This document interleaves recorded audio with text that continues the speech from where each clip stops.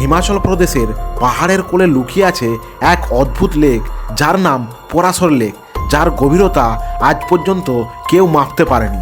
সবচেয়ে আশ্চর্যের বিষয় হলো এই লেকের মাঝে একটা ভাসমান দ্বীপ রয়েছে, যেটা কখনো একদিকে যায় তো কখনো অন্যদিকে।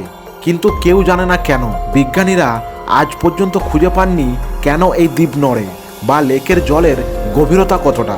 কথিত আছে এই লেকের নাম পরাশর মহর্ষি পরাশরের নাম অনুসারে, যিনি ছিলেন ঋষি বশিষ্ঠের পুত্র। যখন মহর্ষি পরাশর তার গুরু এবং পিতা বশিষ্ঠের সাথে এই পাহাড়ি অঞ্চলে আসেন, তখন এই স্থানের প্রকৃতির সৌন্দর্যে অভিভূত হয়ে তিনি তপস্যা শুরু করেন। তার তপস্যার শক্তিতেই এই লেক মাত্র এক রাতেই সৃষ্টি হয়। প্রকৃতির এক অজানা রহস্য যা মানুষ এখনও উন্মোচন করতে পারেনি। আপনি যদি কখনো মানালি যান, এই জায়গা আসতে ভুলবেন না কিন্তু। এরকম আরও ইন্টারেস্টিং ভিডিও পেতে চ্যানেলটি সাবস্ক্রাইব করে নিন।